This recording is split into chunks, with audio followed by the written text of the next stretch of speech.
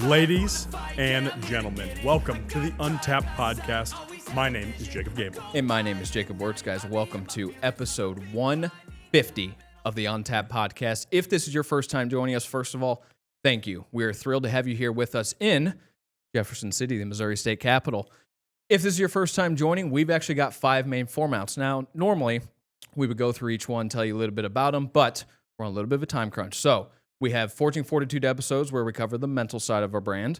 We have Physical Vitality episodes where we cover the physical side of our brand. Then we also have Breaking News episodes. Those cover the current event side of things. The Knights Table episode cover the masculinity side of things. And then our guest episode, which is what we have today, is also just where we sit down with anybody, whether it's a politician like today or whether it's an entrepreneur, etc. Our producer, Mitchell, is behind the camera as well. So you'll see him on some of the episodes as well.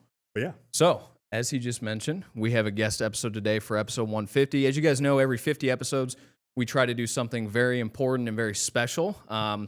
Today, I would say we accomplished that. We traveled to Jefferson City, made the drive out to have Mr. David Gregory on the show. So one of our new Missouri senators for District 15. Yes. Is that correct? So that's right. Kind of the western part of St. Louis County. Is that right? That's exactly right. Yeah, that's right. Yeah. Well, welcome, dude. We're very, very appreciative Jacob to have and you Jacob, on. thanks so much for having me. I'm excited to be here. We planned it just so we made it easy for everybody. Very good. Yeah, that right. makes it a lot easier. That's right. So first things first, tell everyone a little bit about yourself, where you're from, what you do, and then we'll kind of hop in here. Yeah. So I'm David Gregory. I'm what's called District 15. It's just the district. It's mostly St. Louis County and the west side. So born and raised St. Louis my whole life. I love it. I love St. Louis. I love Missouri.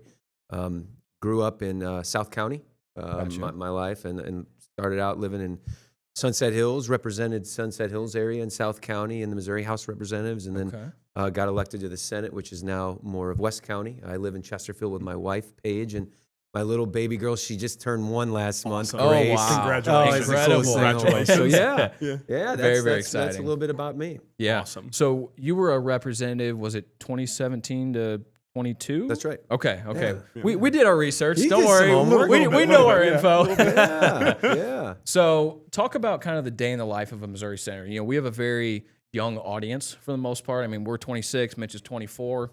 So talk about a day in the life of a senator. What do you actually do? Why should people care about what you do? That kind of thing. Yeah, absolutely. I'll tell you what, it's crazy. It's crazy busy, but crazy rewarding. I tell everybody. So we only pass laws, right? We're in what's called session. We pass laws. We make laws from January through May. Okay, so 5 months a year. In the last 7, we rarely do anything, right? And that's because Missouri back in the day decided to have a citizens legislature. They wanted the folks, the common folks, to come down and represent them part-time. And then, of course, in May, a lot of times back then, there were farmers. So they could go back to their farms and tend to their homes. And so that's the way it's been designed ever since. And that's the way we still have it, this part-time citizens legislature. And so it's not very part-time, though. We'll do a good 14 hours a day here every day, sometimes longer. Yeah. And so we get 12 months of work done in 5 months. So, yeah, Dang. It's pretty crazy, but it is so rewarding, too. So, when you come down here as a senator, again, you can pass laws. You can create your own laws. They're called bills. We probably remember those from 3rd grade, the bill on Capitol Hill, right? We create these bills. They're just proposed laws. Hey, this is what I would like to change the law to. So I file a bill that people can see, and the people who love it, they come out and testify in committees saying it's great. People who hate it come out and testifies in committees saying I hate it. And then the committee people, the senators in this case, made up of it, they'll decide, hey, we'll vote for this and let it get to the floor for debate. Or we don't like it, it's dead. Or we'll make changes before it gets to the floor for a debate and another vote. And so that's generally how it works. We create laws, we debate them, and we try to get those laws passed into law. So are those committees, are they made up of senators then? That's right. Okay. That's right. Okay. That's Gotcha. And then, so I guess, would you be the sponsor of the bill then, the person who created it? Is That's that right? When you hear someone say I'm the bill sponsor, that means I'm the one who wrote it. Gotcha. That's right. Do you have any current ones right now that you've done?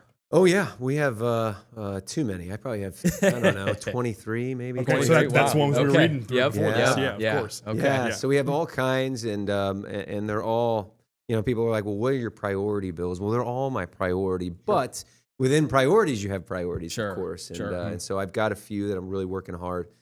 Ones that I campaigned on. It's important to me if I got elected making promises to the folks that I'm going to fight hard for those. And so of those 20-ish bills, the top priorities, the ones I campaigned on, I've got a school choice bill. I've got a police and firefighters recruitment bill.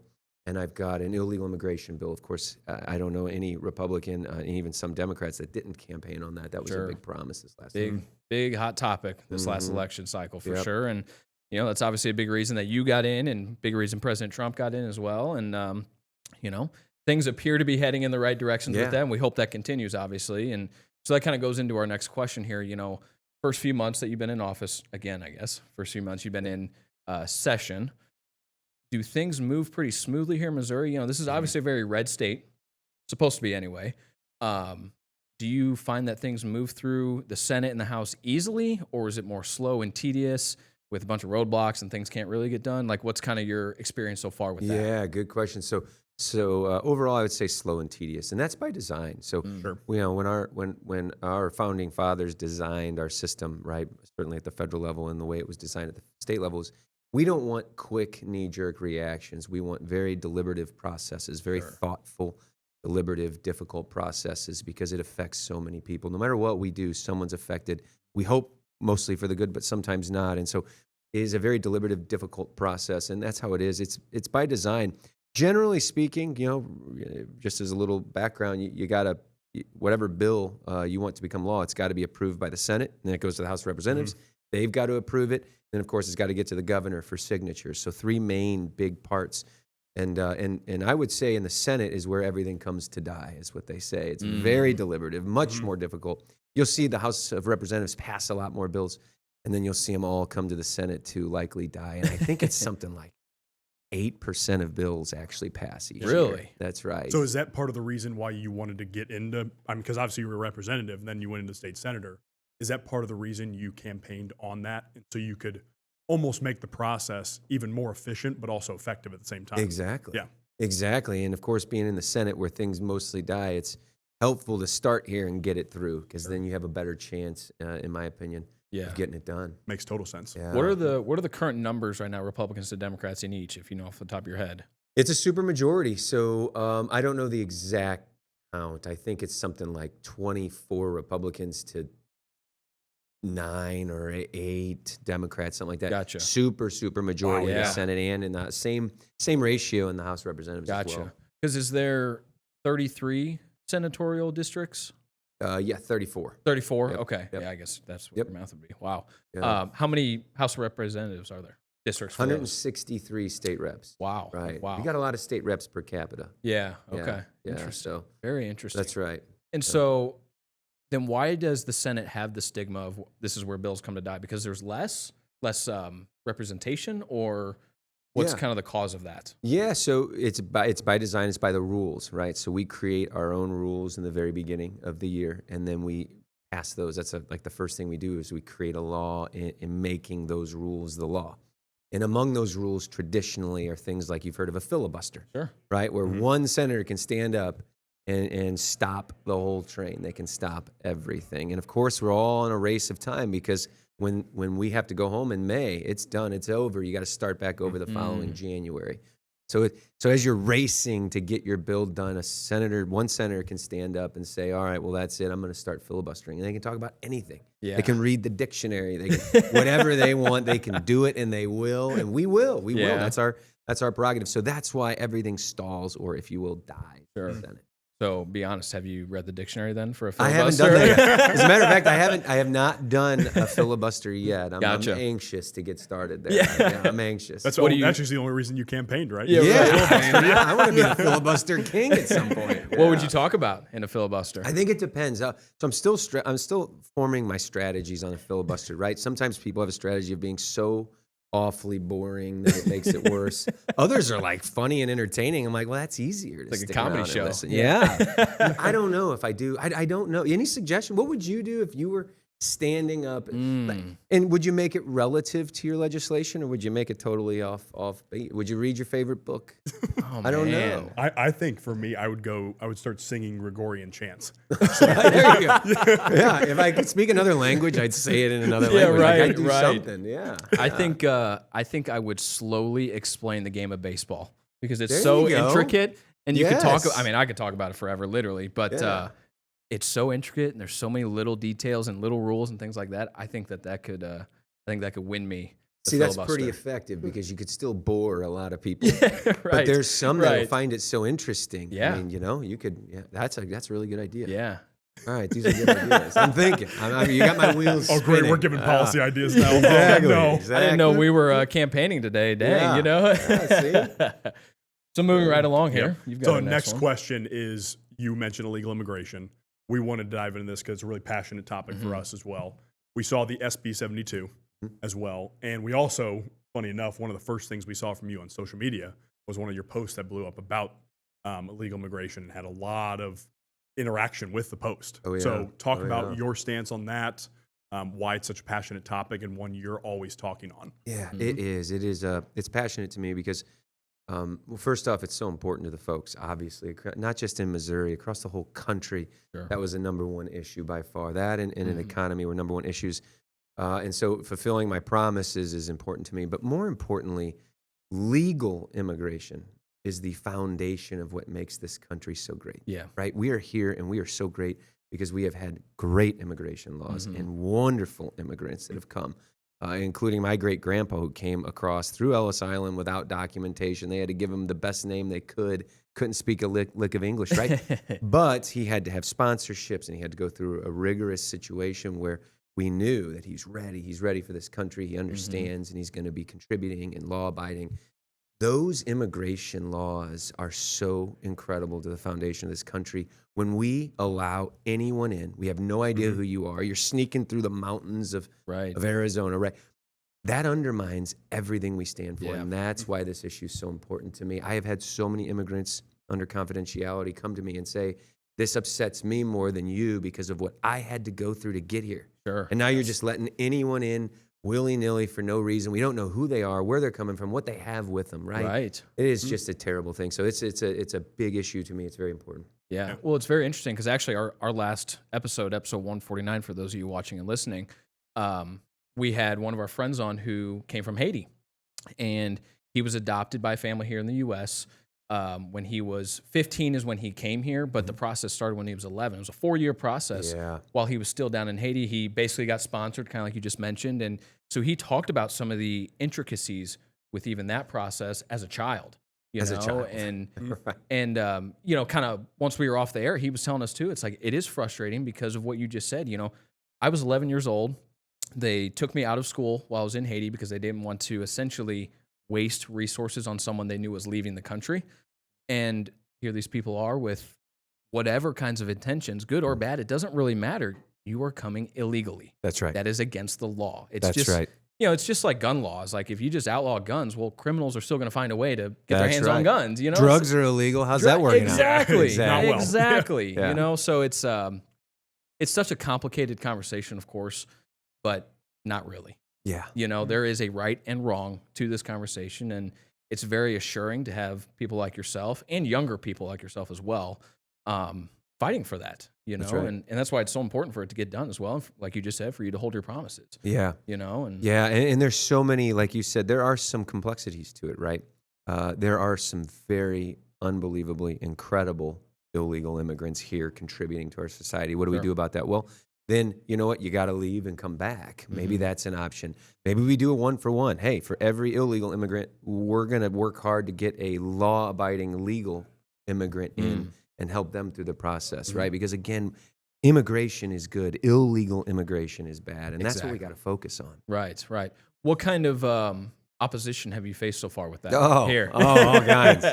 Oh, Not only on man. Instagram. Not only on Instagram. Well, I don't know where to start on that. But no, so my bill, I campaigned on it actually and didn't get that much attention. And I filed it and then boom, I got all kinds of attention. And And I think it originally started with just confusion and or the liberal media lying about what the bill actually does, right? Oh, that's so new, wild. You know, Liberal media I've never lying, heard of you that know, before. I've never heard that But before. you never. I know. It's hard to believe. I know. But they started making things up, right? So here's what my bill does, and then I'll tell you what the critics are. When I was campaigning, knocking doors, I mean, tens of thousands of doors, illegal immigration would always come up. And I would always ask, I'm like, hey, look, I'm fighting against it, and I got some ideas, but what are yours? What would you want to see done, right? And I remember I knocked on, law enforcement doors. I've knocked on multiple different folks, and they're like, our law enforcement's already so overwhelmed. We're already got a recruiting problem and a retention problem. We've already got all these things.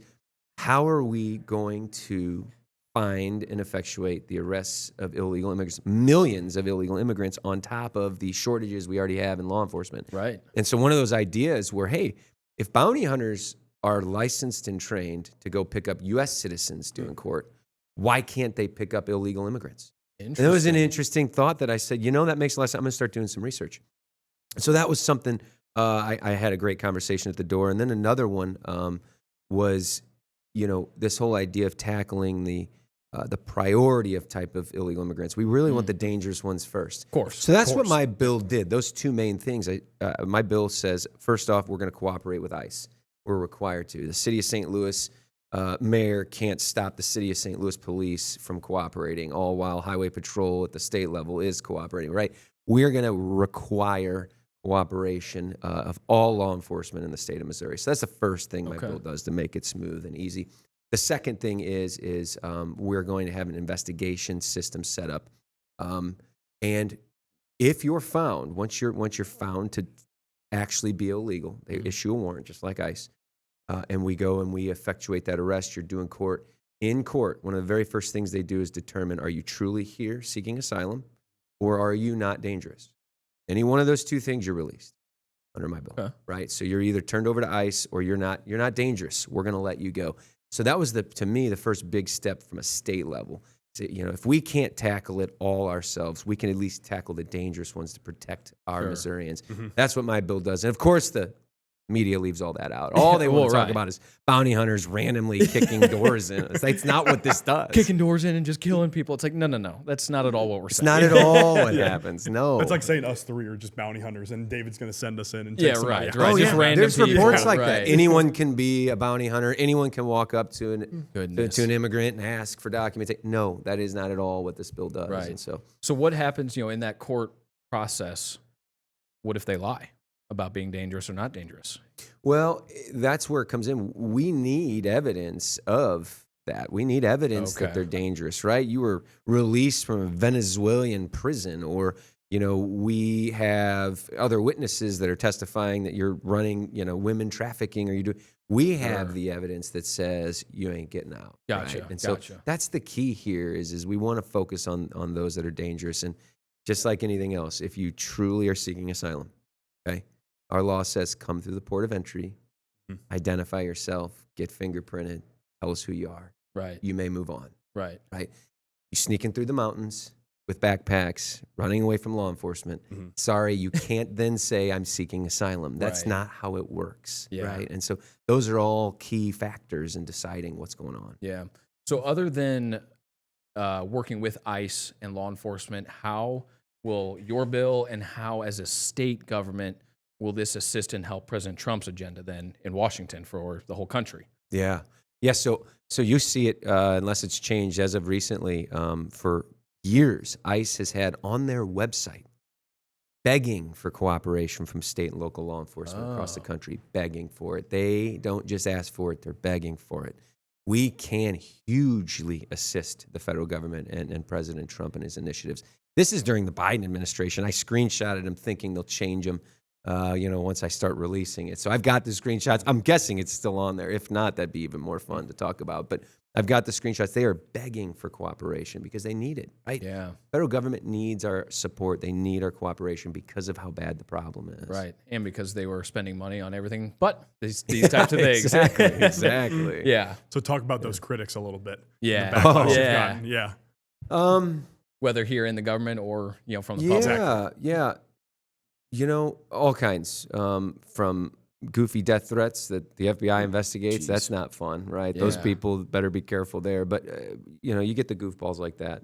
But you also get some really wonderful people that are respectfully objecting to this. And those are the ones I listen to. Those are the ones I want to hear, right? If you're respectful about it, I want to hear from you. And what I'm finding, guys, is that they just don't understand, right? When they say, how could you put a bounty on somebody? Well, that's actually not what we're doing, right? It's not a bounty system.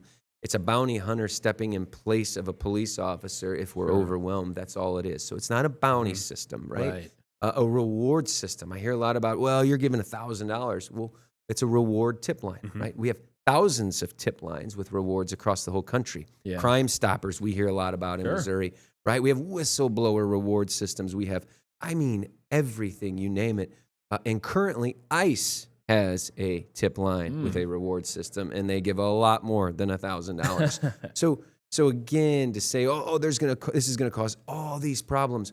We already have this. Yeah. We already have it. It's already in place, and it's not causing all these problems. Right. And so that's what I say to a lot of folks that are respectful about their opposition is that, hey, take a minute to read it, really read the bill, understand it, and ask questions before you pass judgment on it, because it's not doing what a lot of the left media is saying it does. Right. And I got to imagine, too, when you have that peaceful opposition where you're just having conversations of different ideas and different-minded people and whatnot, like that's how real things can happen, real conclusions can be made. Because when it's just a yelling match, we've talked about this before on previous episodes, and we've been a part of some of these types of conversations, not necessarily the yelling matches. We've been yelled at, as you clearly have as well. But that's just, in those types of conversations, that's where it turns into nothing productive. Everyone's emotional. You walk away feeling, angry at that person. It's like, what did we just do? We did nothing. But if we sit down and have a conversation, it doesn't have to be in this kind of setting, but you just share your ideas, you share where you differ, but you also find where you have similar ideas too a lot of the times, And I think that's due to not only social media, but also the big media, just pitting everyone against each other and whatnot on any issue, whether it's this, abortion type things, gun laws, or the trans stuff, and whatever it is. Yeah, it doesn't even have to be the big hot button ones, but it's all by design. We know that, to pit Americans against each other, and then that's when things don't happen.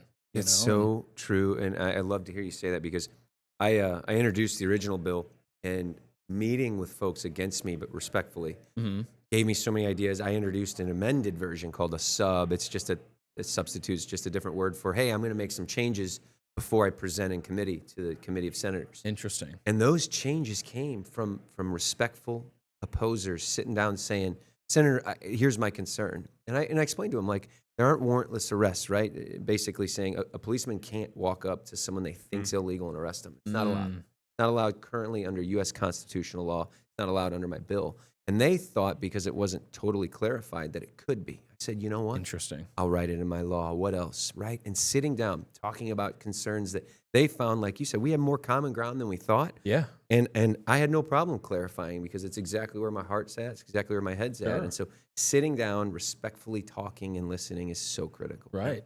Yeah. I think it was interesting because I was talking with one of our friends. He's a part of one of the companies we work with back in St. Louis, Supplement Superstores. And I was talking with him about the main Instagram post I was talking about. I think it was in early January. You posted about SB 72. And there was all these crazy disrespectful comments. Of course. And in my head, I'm like, one, you're not going to get a response to that at all. I'm not right. Like, he's not going to waste his time on stuff like this. And that's what we're talking about with this respectful aspect. You'll actually talk to them about that type of stuff. Oh, yeah. But if they're coming at you and calling you every name in the book, you're not going to respond to that because it's not a productive conversation. That's right. Every time. That's exactly right. Yeah. So, yeah. So when those other senators come to you wanting to have those types of conversations, whether it's for or against your bill, are you guys literally meeting face to face in an office and talking? Is it email? Is it through letters? Is it through your staffs? Zoom. How does Zoom? How does that kind of work? Yeah, that's a good question. You can be all the above, but common sense tells you, and it's my preference, I want to sit face to face. I want you to see me. I want you to hear me. I want to hear you. I want to see you. And I want it in a private setting that we don't have to be careful. And if it's an email, it could be forever. If it's a text message, it could be forever. Sure. If it's through staff, it could be playing the game of telephone and not. Right. I prefer, and most senators prefer and representatives prefer, I'm going to sit down and you and I are going to talk in a private room, in a private setting, and hopefully have a very clear gentleman's agreement that we're not going to go outside these walls and talk about this. Sure. Let's just open up. Let's open up our true feelings, put down the swords and talk about this. And that's how a lot of it gets done. That is how so much law gets done, is by meeting and talking. Yeah. It's wonderful. That's good because, in today's world of phones being everywhere and social media being everywhere, that human interaction has been lost. Yeah. And whether it's through email or text or your stabs, your tone or their tone can't be sensed properly. If you go through the stabs, there's things that get lost in translation. And so I'm happy to hear that, your preference, and it sounds like most of the other senators as well, preference is to sit down and have that face-to-face meeting. It's critical. Like you said, it's how stuff gets done. It's critical. Right. Yeah, so I'll jump in real quick. So Untapped is obviously super heavy on social media. And we've been talking about how you specifically with this bill, there was confusion, right? The people who came to you, they weren't mad, but they were confused. And it seems like social media is very common in that people just don't fully understand. Everything is the most important thing on social media. What's the kind of approach in politics and maybe getting bills to the general public where people can understand it at a not its face value that people see from Instagram posts that everyone blows up about? You know what I'm saying? Yeah. Sure. Yeah, that's such a good question. And that's actually the biggest struggle. If I had a very clear answer on it, I would love to give it to you. And if you ever have a very clear answer on it, please give it to me, because I'm still searching for it. But we'll do all kinds of things. We'll do everything we can, right? We'll hold a press conference, and I've got 18,000 subscribers for emails that I'll send emails out to, and I've got a text blast system, and so we do everything we can to communicate, right? At the end of the day, these things are complex and it's very difficult, right? You can only communicate simple things when most folks just have an attention span for it of 3 seconds, 4 seconds, maybe 5 seconds if you're lucky, right? Right. And so that's the toughest thing. And what you try to do is just build coalitions of support. When people see trusted brands, trusted names like you guys that they like and support, and they see you supporting it or you doing it, those types of things are very helpful. And so, libs of TikTok, for example, I had like over 3 million views on libs of TikTok, right? So 3 million, man. We had over 3 million views on this. That's Nice. right. And so you're just constantly pushing platforms that are supportive, or at least a little more trusted among your folks. And at the end of the day, you do the best you can. You can't change who you are. You certainly can't change the course of what you're going to stand for simply because some people were loud on social media. It's not going to happen. Right. You can't back down. No way. And one thing I've seen is it also kind of falls on the responsibility of the voters of reaching out to our elected officials. People can complain all day long about a bill, but if you never call the office or email them or bring up these concerns like these individuals are to you, you'd have no clue as an issue ever. That's right. And that's the struggle. But we have a republic form of a democracy, right? Of course, we're a democracy, but the type of democracy we are is a republic. And what that means is we don't put the 2,000 decisions I make a year on a ballot for you to go to the box office and vote on, right? You're not going to take 2,000 votes a year. If you did, you probably would go crazy, right? You elect people like me to come down and study it and spend all this time making decisions for you, this republic form of a democracy. Right. And so, I take that very seriously. And that's the thing. What I hope the folks can understand is that I get it. You can't study the 2,000 different issues I study and fully understand it. I get it. It's fine with me. But please do trust. Give some trust in that I am doing the absolute best I can. I am OCD at studying these things and really microanalyzing them to do what I know is absolute best. Right. Well, and because of these issues too, like you're not immune to them. You still live in St. Louis County, like you just mentioned, and you want your family to be safe. You want your family to prosper. That's right. And things like that. So anything you're doing here in the Capitol still affects you back home, like all these other people in the government. That's and right. all the people that you represent, including us three in this room right now, and that's right. And so that's why it's so reassuring to hear you say these types of things. Absolutely. And like Mitch just said as well, I don't think people understand that you guys are reachable. You might not be able to just call and talk to David Gregory, whenever you want. 200,000 people. That'd be hard. Exactly. But we'll set it up. Yeah, absolutely. Exactly. Whether it's something like this where you guys were very willing to work with us and make it happen. But Absolutely. a simple email can work. Writing a letter can Oh, yeah. work, you know? I mean, yeah. heck, you could probably drive to the Capitol. I don't know. Maybe you can't just drive up and try to have a conversation. That might not go Yes, over you well, can. Folks but- do it. Well, there you go. We'll walk you know, right in. and- Can I see the senator? If I'm not available, set up a time, or at a minimum, please relay a message. I get those every morning. We have morning meetings every morning. I get summaries. Can't read every single email, right? But I get summaries of these emails, and I, you know, it works. It matters. Just be respectful, of course. Of course. That's helpful. Yeah. Which not Yeah. all people are. quite Yeah, my honestly. teams immediately discard anything disrespectful. I don't Yeah. even want to hear about it. I don't want to see it. Don't care. Right. You got That's enough right. on your plate. You don't need the I was negativity. gonna say, you it's just know? not worth your time at that Nope. point in time. Right. That's right. Yeah. Right. Well, I think you were talking about how the stuff affects him. Mhm. Since you live in St. Louis County and whatnot, I think that's what people miss is that they think every single politician is somehow insulated from this stuff. Are there ones that are just in Nantucket in the middle of nowhere and they don't have any other access to citizens? Sure, that's probably the federal level more. But you guys, especially at the state level, are in these counties, are in these areas. You want the best for these areas. Oh, yeah. Every time. These are our homes. This is where my wife is. This is where my kids and my hopefully future kids, God willing, I mean, they're going to be growing up. And that's right. Yeah. We're very, very, very much affected by every decision that I feel like I'm making down here. That's Right. right. Which That's is exactly pretty right. cool. You know, Yeah. pretty cool Yeah, in a yeah, sense. yeah. I'm sure there's a lot of pressure that comes with that as Sure. well. And, Sure. you know, especially where we're all at, like St. Louis County is a beautiful county. We have a lot of beautiful parts of it, whether it's, you know, the parks and the town centers and things like that. And we want to stay that way. Yeah. Just like Oh, you yeah. do, you know? Oh, and, yeah. And we want the businesses to thrive and we want it to be safe and we want there to be a pride in our towns and our cities and whatnot. And that's just all of this ties together, you know? And so switching gears a little bit, you know, again, we're three young guys here.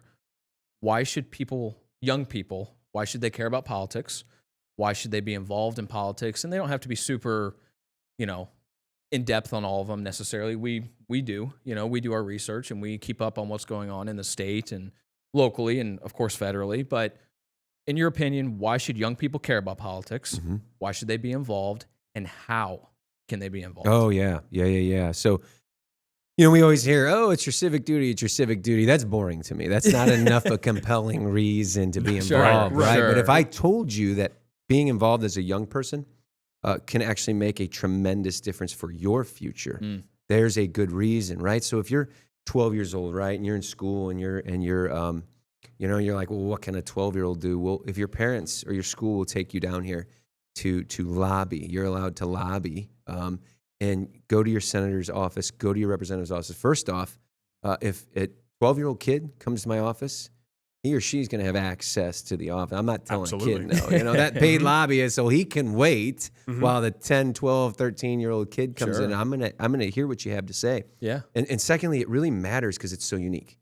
So I would say get involved because you actually have way more influence than you think. And when kids come down, I mean, they're just so innocent. They're so pure that Sure. you want to hear what they have to say. And so they have that kind of influence. And it takes laws 3, 4, 5, 6, 7 years to pass. Well, if you're 10, 12 years old, by the time it passes, you're reaping that benefit. So Yeah. it's not just your civic duty. Yes, that's real and that's a good thing, but it will affect you. You will feel the effects as a young person. So Right. I say get involved. Get involved as much as you possibly can. Mm-hmm. Not to mention their families, their future families as well. If Yeah. you're thinking people under 40 that do have children or want to have children in the future, 100% that affects your kids and the country they're going to live in and the state they're going to live Oh, yeah. Young So- adults, same thing. That's Yeah. right. You're in your 20s, your 30s, or even 40s. You're going to feel it. You're going to feel that difference on education. You're going to feel it for your kids. That safety, right? We all want the same thing. We all want Right. a safe place, good education, right? We all want those things. It's just how we get there we seem to fight over. And so be a part of it because I'm telling you, you will. You will make a difference. Yeah. It really will happen. And I got to imagine you're probably one of the younger senators because how old yeah, are you? Yeah. 39. No, 40. Just turned 40. Just turned this 40. month. Okay. That's right. Well, The big 4-0. Happy Thank late you. birthday then. Happy late birthday, yeah. Yes. Are you then one of the younger senators? Yes. There's probably a couple younger than me, but yes.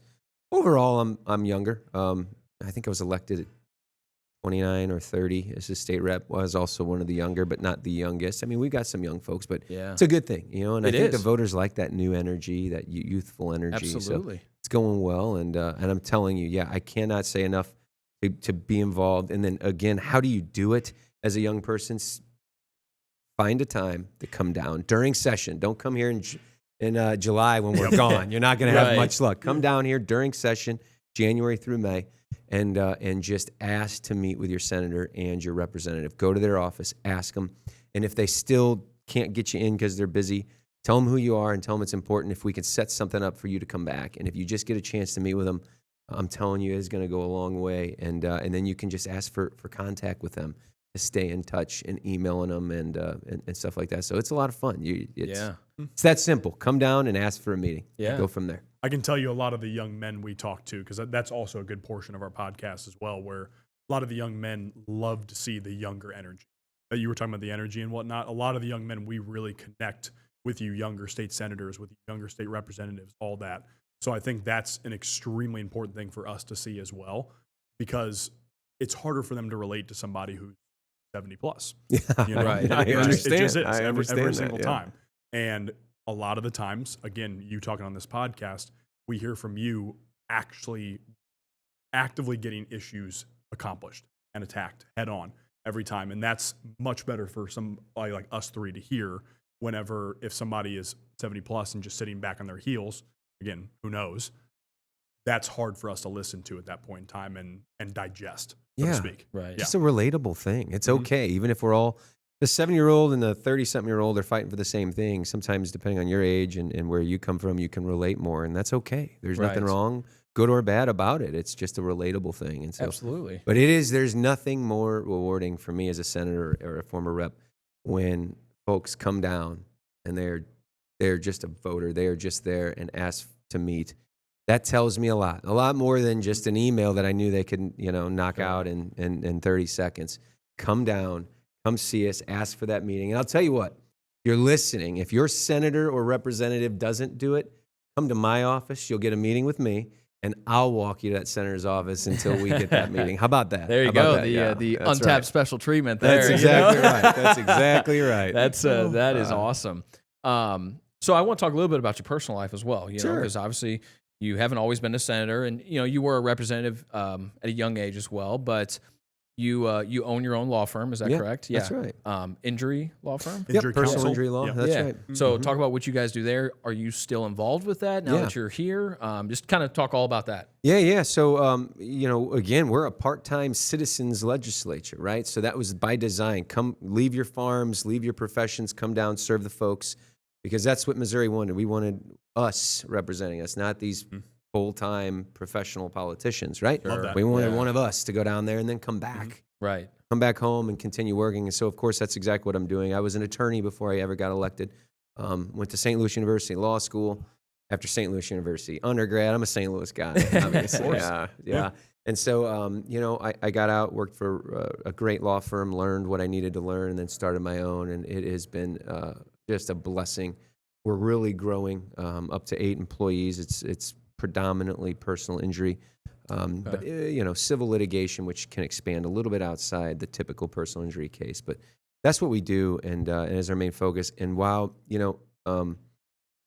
how much better I can serve my clients when I'm here, seeing how it actually works, and then changing the laws that I know need to be changed. So I don't just know the law now; I actually make the law, and that is such a wonderful thing.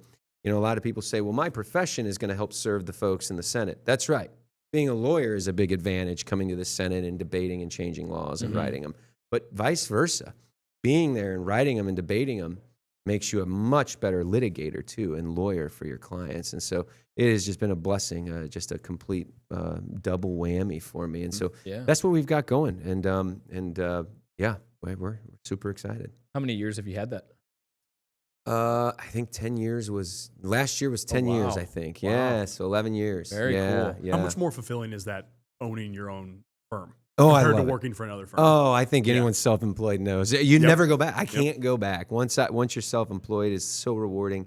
You don't want to be working that hard to make some other guy wealthy. You want to be doing it for your family. You want to be doing it in the ways that you know are right, with no restrictions, no bars. Yeah. And I'm sure you guys can attest. That means late nights and most weekends, but it's worth it. That's When right. did you always want to own your own firm? Oh, or yeah. Oh, you did? Okay. Yeah, but I mean, Okay. now I always dreamt of politics. Interesting. I still remember, I was a hockey player. played through college. That's, So are that's these what we're two. talking about. All right, yeah, all right. We'll There talk we about go. that next. And so I was a hockey player, and I'll never forget. People were all talking about what they wanted to be, and of course, everyone wanted to go to the NHL. But Sure. I said President of the United States, and I got made fun of. So I never brought it up in the locker room again. I was younger. Classic. Never brought it up Yep, again. we know But that. hey, it was always a dream of mine. So Yeah. politics was always a dream because it's a platform to make a huge difference. I want to make a huge difference, but at the same time, it's not been something that I was willing to relinquish at the sake of my family. And so my family and my law firm, my clients, I love them, and I'm able to do both and parlay these to benefit both, and that's why I do it. That's awesome. How supportive is your wife? Oh, outstandingly supportive. Yeah. You can't do this well without the support of your family, but I am blessed beyond belief. Not only is she supportive, she's all in. She is all in. Hey, what do I need to do to make sure you can focus? And she's got the family in the home. She is just unbelievable. And and it helps. We had a real advantage because her and I met when I was a state representative. Gotcha. So, we were dating under these conditions of January through May, I'm gone. We were dating and building a relationship on, I won't see you till Thursday night, maybe Friday, right? And so we built a relationship on that. So that's a real advantage, Sure. right? Versus these other families that didn't build their relationship on that, and years later they're gone. So to be fair, we had that, and I noticed at some point, she was excited for Monday to come so she could, hey, get on out of here and let me have the house to myself for a day or two. I got this. See you Thursday. So everybody wins. Everybody wins. Yeah. Now with the baby girl along too, gives them time together and whatnot. They can develop their bond. Yeah. 100%. Yeah, and we love it because I am so excited to come home Thursday. My wife is so excited for me to come home Thursday, and now my daughter, she's one. She's just getting to that point where she's so excited for me to come home. It's a good thing. Everybody That's awesome. wins. Yeah. I could tell, when I first met you on election day, actually outside of the Wildwood City Hall, I met her as well. Yeah, and it's like, yeah. man, she seems awesome. She's this is standing out in the rain. Yeah, cold. I know. Yeah, it was a crappy exactly, day. yeah. Yeah, it ended up being a very exciting day. Yes. Obviously, yes. on all accounts. But I could just see it right away. It's like, man, this is a hell of a couple right here. Thank you. Good looking Thank couple. you. I mean, Thank you. you're gonna go do a good job for us. You are Thank doing a you. good job for us. I mean, it was just cool. It was cool to see that interaction, and everyone we've ever asked always says the same thing. It's like, if you have a great family around you, it makes this job or that job or whatever so much better. Yeah. And I couldn't imagine those that have to unfortunately do it without the full support because, that's tough. Sure. Things got to be right at home before you make anything else right. And Yeah. so, I am so blessed in that regard. yeah. That's why a big factor with our podcast, we talk about family values. Because a lot of our generation, obviously it's been well known that, they're putting off kids or they're putting off marriage and whatnot and kind of writing it off. And we actually encourage the opposite. It's like family really is a massive factor of support. And my brother and I, we just got engaged. So it's like, it's one of those things where, you find that Yes. supportive woman, she's behind you, and it's like, it makes all the difference in the world. Life all the is so difference. much better. So much better. 2 days ago, this guy just got What? engaged. 2 days ago, yeah. Congratulations. Thank you. All right. Yeah. Appreciate that. How'd you do it? Went to Main Street, St. Charles. Actually, Okay. that's like one of her favorite spots, and it was at this gazebo in Kister Park. And Did she see it coming? Did she have an idea? She knew it was coming in the next couple months, but she no, didn't that's know it was perfect. that day. So, So it's I still a was like, surprise. yeah, definitely. Did she have any rules? My wife was like, "Now, don't make sure I don't know, but my nails and hair got to be done, and I got to be dressed and looking good for the photos." And it's like, how Yep. am I gonna pull that off? Yep. Without you knowing. Thank goodness her sisters help with that. There 'Cause you I was go. like, hey, just There tell you her, go. Yeah. it's just as a girls' trip. Yeah, Go there. look It's done. nice. Look nice. Yeah, exactly. Yeah. Exactly. Yeah. Worked out phenomenal. Good so for you. It's really good to hear Congratulations. about that too, because I think a lot of times we talked to Adam before this, where we were like, we want to humanize you guys as well. Yeah. Like, the family is a huge aspect to humanizing yeah. and all that stuff, and you guys are regular, real people. Oh, You of know, course, here. of So, course. yeah. Yes, What thank are you. some of your hobbies? What do you like to do outside of work? Oh man, I don't have many of those. I don't. No, this You're always you have working. 2 full-time jobs. Exactly. It's becoming just as much time as I can get with my wife and my daughter. I just Yeah. love it. We love spending time with her any chance we get. And then when she goes down, we just try to have some undivided attention to us, whether it's a glass of wine and a late dinner or just hanging out. We have a hot tub. We love the hot tub. Nice. If we can do Nice. that, and the baby's asleep. So other than that, none. I don't watch a lot of TV. I don't do. I don't have a lot of time for it, but Sure. yeah, my hobby is my family. Yeah, Yeah. I just love them. What we've That's seen awesome. and what we've heard is having those personal relationships, it gives you the why. It gives you the reason to do what you do. Is that true? Can you speak on that? Yeah. Because I started this as a dream. Like, I'm going to go be a state representative. I was single. I had no kids. This makes it 10 times more meaningful. Absolutely. Not even close. Yeah. I mean, doesn't it in life? Anything Absolutely. you're doing, it's 10 times more meaningful. Sure. It's not just this. It's Sure. everything. Right. Absolutely. And we don't have kids ourselves yet, but we have a lot of people that trust in us and believe in us and support us. So it's in a way, it's a same thing. You know, It's the same idea. Same right there. exact thing. Yeah. Yeah, it's the exact same thing. So Yeah. are we looking towards Gregory 2028 for president? Oh, Is that what we're I looking wouldn't for? hold your breath, but it sounds like I have one vote. That's good. My mom will vote for me. I got two. Two votes. All right. Yes. Yes. Oh, My man. mom will I got two. We're good. We're Yeah. good. Oh, that's awesome. So when you're here in Jeff City, you know, you live here for these 4 days, and then the 5 months of the year, you have roommates, other senators. I mean, Yeah. do you have your own room? Is it an apartment, or like how does that kind of work? Yeah. So, I mean, we have all those options down here. You come down Gotcha. here, you get a per diem, and you can use that per diem to rent whatever it is you rent. Okay. And you can rent an apartment or houses. There's some nice houses for rent, things like that. So, Yeah. all the above. Hotels. Some people live in hotels as well. It's it's whatever fits you Sure. and your lifestyle. So, Do senators like live together or representatives live Yeah. together ever? Is that yeah. okay? When I was in the House of Representatives, I lived with 3 other representatives. Oh, wow. Right. Okay. Because you're just there to I was sleep. gonna You're say, not. Yeah, right. Yeah. You're not hanging out there. You work late. You're up early. I mean, we're Yeah. cranking, so there's not a lot to do. Yeah. You don't find yourself at home very much, so it's just a place to sleep. Yeah. Very yeah. nice. Yeah. Yeah. We got to get him on the men's league team, Mitchell. That's hockey. right. Yeah. hockey. Our Oh, hockey. man. Yep. Oh right. man. Oh yeah. What Well, position did you play? I was a defenseman.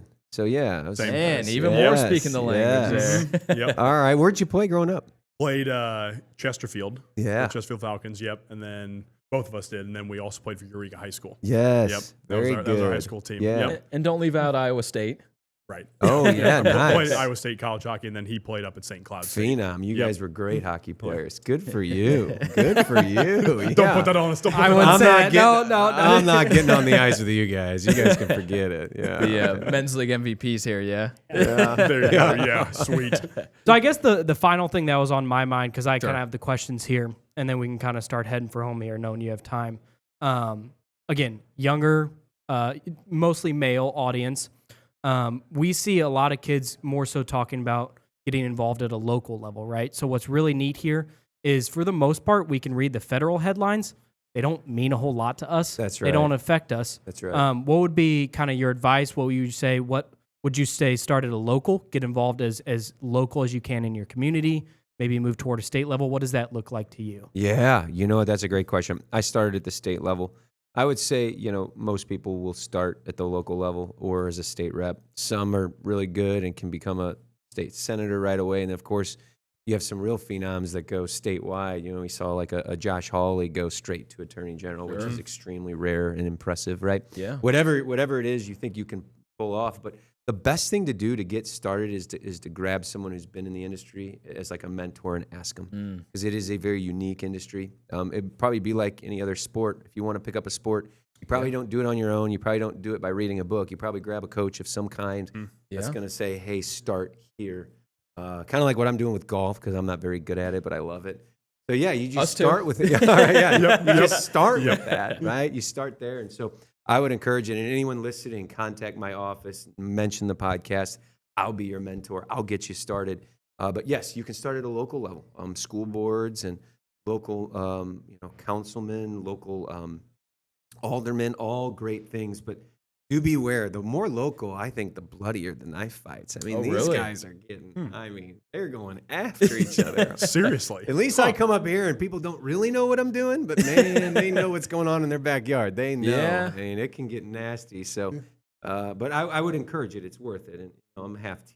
It's not that bad. I would do that. I would grab a mentor and I would start local. Help someone. That's how most of us got started, by helping another representative or another senator, because you can see it. They're going to say, hey, go knock 100 doors today. And 50 of them slam the door in your face and cuss at you. Sure. Is this what you want to do for 6 days a week for 22 months? Right? You're going to start to find out real fast, right? So, Yeah. so go help. Grab a mentor. Go help an elected official. They'll become your mentor, and you'll see real fast what needs to happen. Yeah. That's amazing to hear, because we've we've got that as well. In the fitness industry, that's obviously our expertise, and we've got those mentors, we've got those coaches that have been in the game a lot longer than us and have done online training or even podcasting as well. Social media, we have those mentors as well. So it's basically any industry. Yeah. Find someone ahead of you. I mean, imagine just going to the gym and lifting. It's like, well, I mean, I guess Just you hoping could, for the but best. yeah, exactly. Talk to a mentor; they'll help. Right. Yeah. Well, David, we appreciate you for taking the time out of your thank day you. and joining us here on the podcast. Again, this is episode 150, so a big deal for us. So we greatly appreciate you helping out, Adam, you as well, for helping us get this set up. I mean, this was an amazing conversation. We learned a lot. Our listeners, our viewers are absolutely going to learn a lot. And we look forward to staying in touch with you, man. Please do anything I can ever do to help you. Please let me know. Real quick, where can people reach out to you? If you want to contact me, contact my state senate office. So if you just Google David Gregory State Senator, you're going to find it pretty quick. But the state senate, senate.mo.gov, you can find us on the website. That's the best way. My team will get it. My team's outstanding. If they mention this podcast, I'm going to make sure my team knows to get you in front of me, and I'm going to help any way I can. Perfect. Awesome. Perfect. Well, Yes. thank you again. Thank you. And guys, until next time, peace and love. Thank you, ladies and gentlemen.